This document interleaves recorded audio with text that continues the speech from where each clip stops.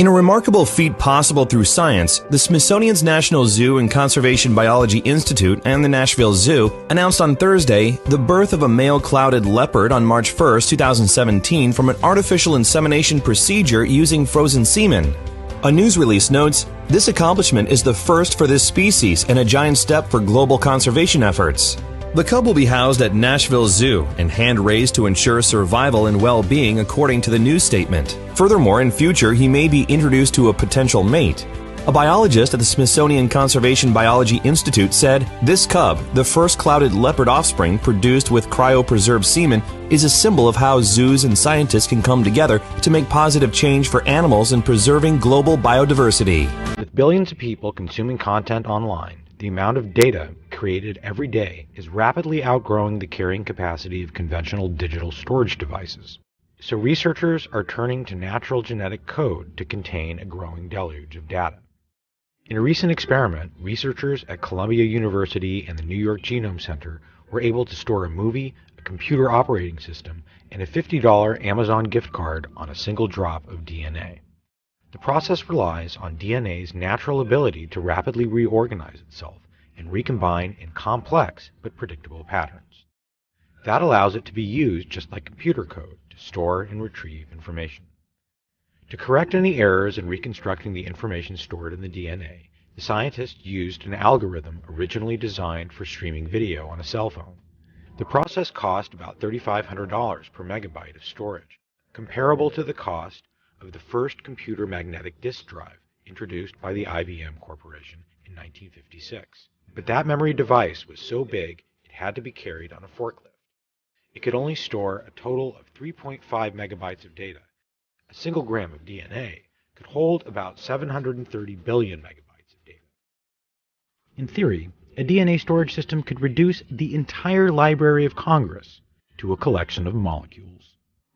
He's 7,000 kilometers away from home, but Albert Cruz is still controlling his home security. I can turn off the lights, I can lock the door,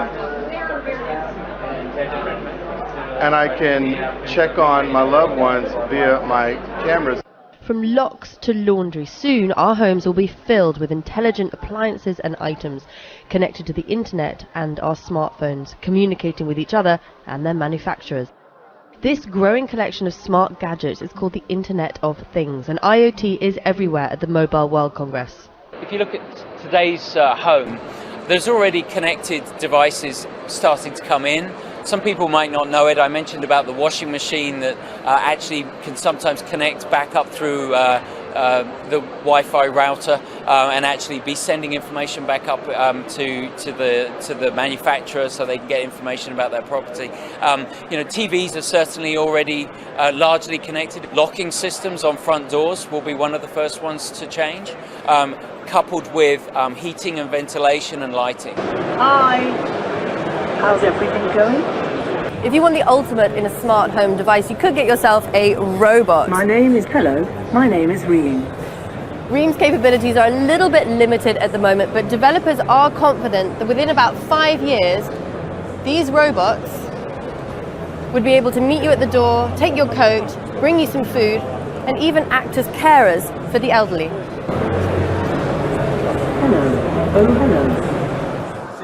But with all your household items linked to the net, your system will have to be secure. 75% of the big attacks on the internet recently have come from IoT devices. People discover vulnerabilities inside and start using those to either attack the internet, but they could be attacking you as well. We've seen security cameras being hacked, baby camera being hacked, and suddenly you have strangers looking at your baby.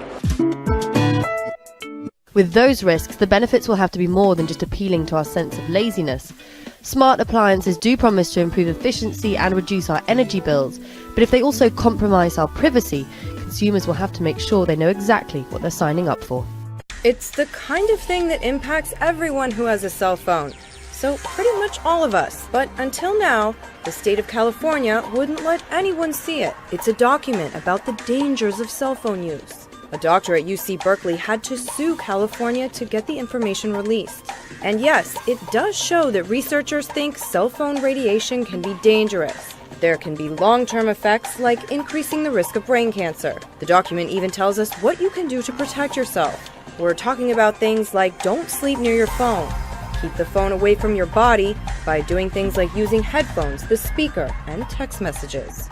Smog is up 65% in the western U.S., according to a new study. Researchers say it's because of Asian countries' emission levels of nitrogen oxides, which have tripled since 1990. The findings come from pollution data collected in cities and national parks across the western U.S. The Asian-made gases travel across the ocean. They've offset the 50% cut in emissions of nitrogen oxides made by the U.S. over the past 25 years. Researchers say a global strategy is necessary in order for the U.S. to meet air quality objectives. High levels of these nitrogen oxides can be harmful to people and animals.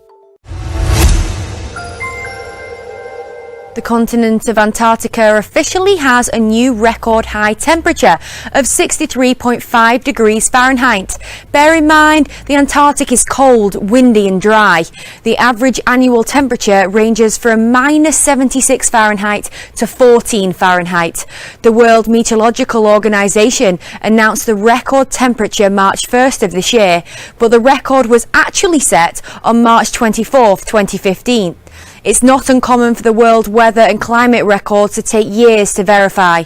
According to Science Daily, Randy Chavini of Arizona State University said that observing the extremes of what the polar regions are experiencing can provide a better picture of the planet's interlinked weather system. The previous high temperature was recorded in 1974 at 59 degrees Fahrenheit. There's rain in the northwest and snow where you'd expect it. A rare bit of normal in a bizarre winter. Here's Don Daler.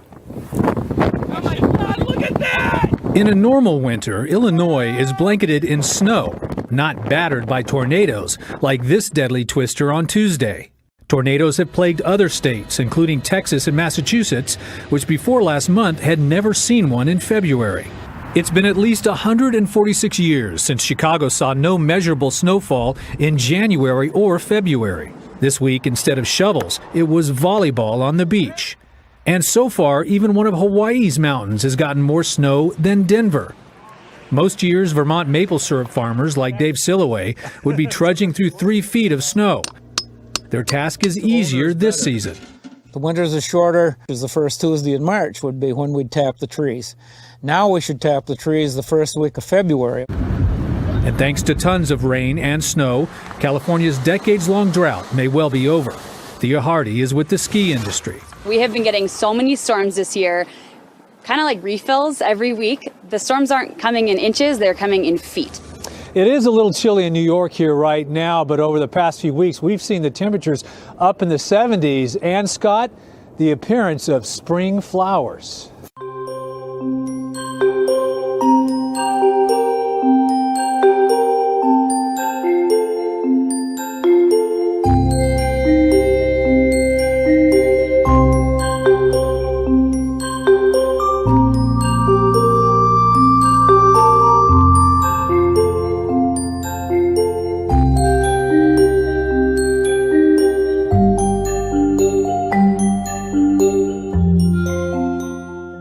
Not to be left out, dozens of angry South Bay residents packed a meeting Thursday, concerned about the more than 143 million gallons of raw sewage that contaminated nearby water. This problem won't be solved unless the public gets engaged, and that's what we're doing tonight. Surfrider and Wild Coaster here, getting people to write letters to elected officials. Demanding a binational investigation into this spill, and it worked. The International Boundaries Water Committee says they will launch a 30-day intensive look. Residents on both sides of the border just want the same thing, and that's clean water. The leak began February 6th and continued for 17 days, according to a report by the International Commission. Really upset about the lack of action, the lack of clarity, the lack of communication, and really the lack of respect to the people that live in this area. The sewage, which came from Mexico, slowly began seeping into the river and made its way 20 miles up the coast through Coronado. This town absolutely stink. That's the only way to put it. It was a horrible smell. We've got all that trash coming in. The city of IB filed an official complaint on February 15th. IB's mayor wants to see the U.S. government investigate what caused the spill. Investigation is going to move forward. We need to fix this problem once and for all. And why his city's residents weren't notified of the contamination. We will not tolerate this anymore. What happens if one of these beautiful kids gets hepatitis C? MRSA, meningitis over this. The committee says the leak was likely caused by sewer construction in Tijuana gone wrong. It's unacceptable. The fact that no one was notified violated all kinds of international protocols and treaties, so we need to make sure that doesn't happen again. Floods in Zimbabwe have killed nearly 250 and left thousands homeless. According to the Zimbabwean government, the flooding has caused 246 deaths since December and left nearly 2,000 without homes. Harare declared the flooding a national disaster this week. Zimbabwe has appealed to the international community for $100 million to help recover from the damage. According to the BBC, the heavy rains followed a severe drought, and the high waters have so far washed away bridges and roads and isolated communities from their surroundings. Al Jazeera reported that the transport minister said, quote, "The state of our roads has further deteriorated to the extent that some sections have become impassable." According to the New Zimbabwe news outlet, the Minister for Environment, Water and Climate said more than $12 million is needed to repair dams and infrastructure to supply clean water to the more than 100,000 people who don't currently have access to it. From a distance, the islands of Diego Ramirez appear wild and uninhabited, except for a tiny naval weather station. But these remote islands to the west of Cape Horn are home to more than 1 million birds. Just a few metres from the helicopter landing site, grey-headed albatross and their chicks are nesting, and beneath the tussock that covers the islands, more than 1 million blue petrels nest in burrows. It's just amazing how trusting these birds are. These are young albatross breeding on the island here, and it's one of the reasons why these islands are protected and access is restricted, is because there's an enormous population, tens of thousands of albatross breeding here, and one pest, one rat, and it would absolutely decimate the population. The number of albatrosses on the island have been steadily increasing over the last 15 years. International efforts to stop fishing boats catching them on their long lines has helped, but the island's remote location has also played a role. What's been the saving grace here is there are so many islands in this part of South America with all the fjords and the islands offshore that these are the most remote of those islands. People haven't had a really strong incentive to go out there. And it was such a privilege to be able to go to an island that's effectively alien-free. There are no introduced mammals, and I didn't see any introduced plants. It's spectacular. These are the last islands we visit on this month-long leg of the voyage, which has taken us from Hobart via Antarctica to Chile.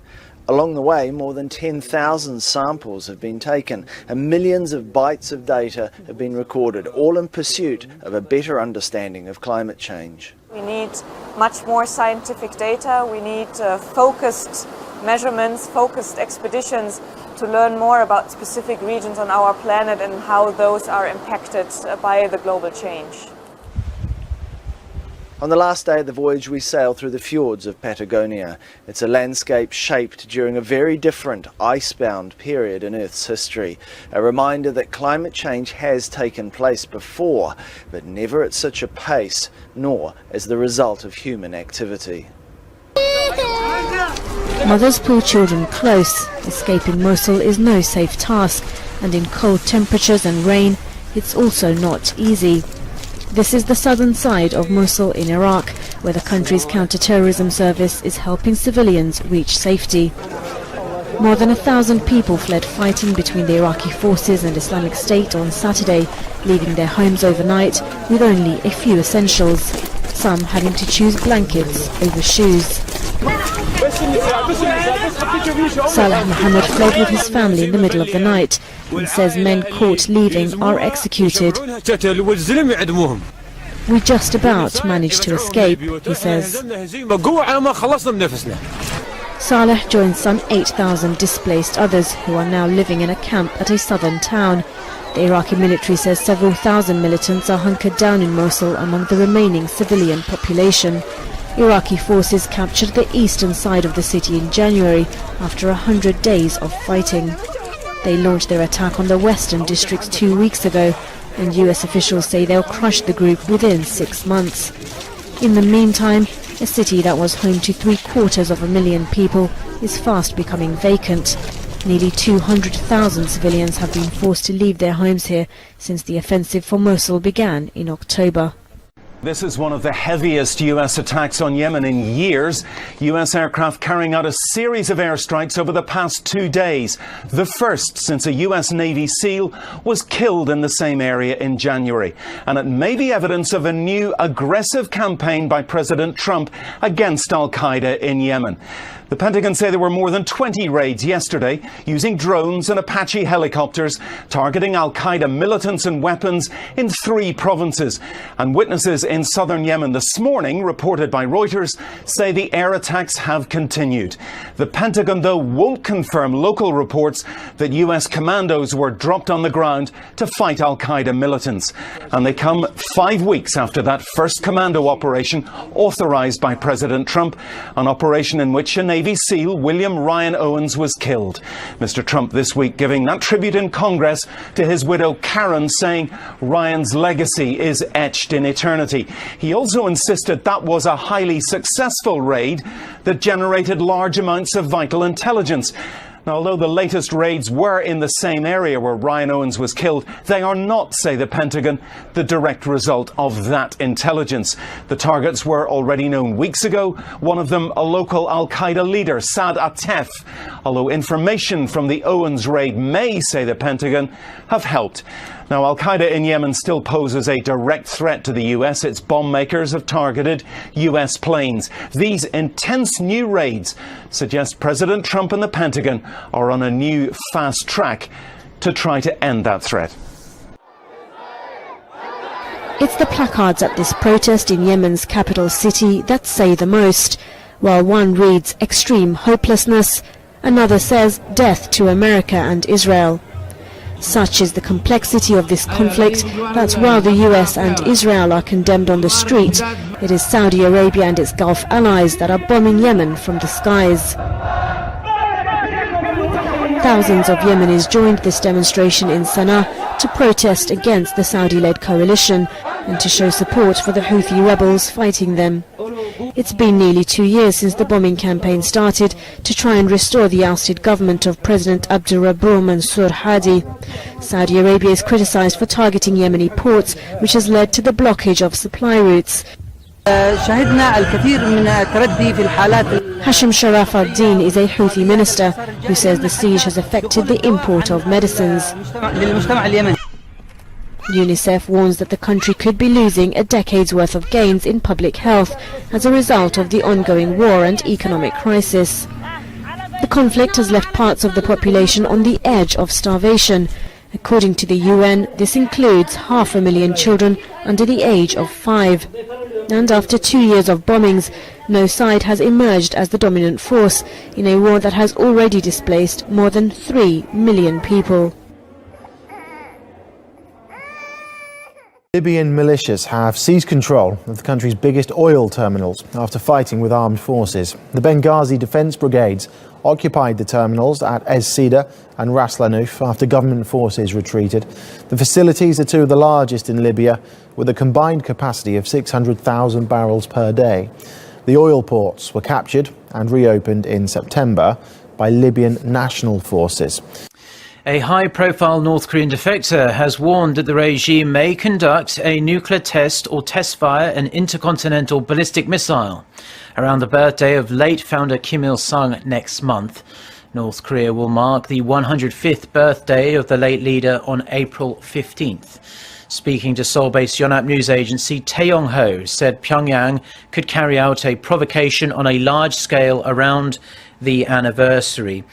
He says North Korea feels cornered because of the killing of Kim Jong-un's half-brother in Malaysia with the use of a banned chemical weapon. This, as Seoul and Washington are holding their joint annual military drills. On Kim Jong-nam's death, Tae, who was a senior member of North Korea's embassy in the UK, said Kim Jong-un probably killed his half-brother to cement his status as true royal blood, as his birth remains a weak point of his legitimacy.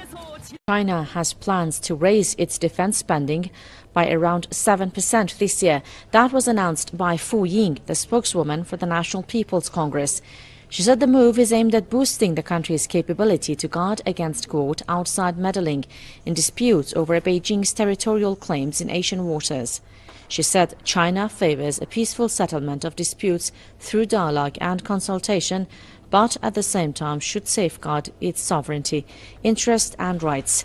Beijing's claims in the South China Sea and East China Sea have stirred alarm in the region and prompted criticism from Washington. Finland's same-sex couples can finally marry and adopt. In February, Finland voted to uphold the same-sex marriage law after more than 100,000 people signed a petition to stop the law taking effect. It is now confirmed the country's marriage equality law comes into effect March 1st. Finland is the last Nordic country to make marriage equality legal. The new law expands from the existing same-sex unions. That gives couples the right to take each other's surname and makes them eligible to adopt children. According to Pink News, same-sex Finns hoping for a church wedding may be waiting a while though, as Finland's dominant religious institution has reaffirmed its opposition to equality marriage. But that news isn't putting a dampener on things. According to a local register office figures, some 41 couples across the country are scheduled to marry in the first week. The first live-action version of Disney's Beauty and the Beast is just around the corner, but it's unique for more than one reason. The film will feature Disney's first openly gay character. LeFou, the comical sidekick to the self-obsessed Gaston, is played by actor Josh Gad. Gad took to Twitter February 28th, saying he was beyond proud to represent the LGBTQ community in the film. Director Bill Condon told Attitude magazine, quote, "LeFou's confused about what he wants, and Josh makes something really subtle and delicious out of it. It is a nice, exclusively gay moment in a Disney movie." Some social media users, however, have criticized Disney for its first out gay character being LeFou, whose name in French means the fool, while others have renewed the hashtag boycott Disney over the news. A mass grave containing the remains of babies and young children has been found at a former Catholic orphanage in Ireland. The finding supports a local historian's efforts to trace the fates of 800 children who died at the facility between 1925 and 1961. The Irish government formed a commission in 2014 to investigate deaths at the Sun Succor's mother and baby home in County Galway. The children who died were aged between 35 weeks and 3 years. 76,000 workers have jobs because almost 25 million tourists will visit the city by the bay this year. Some of the sights they'll see are a tiny fraction of homeless folks who hang out in the tourist areas. San Francisco is home to more than 6,000 homeless people.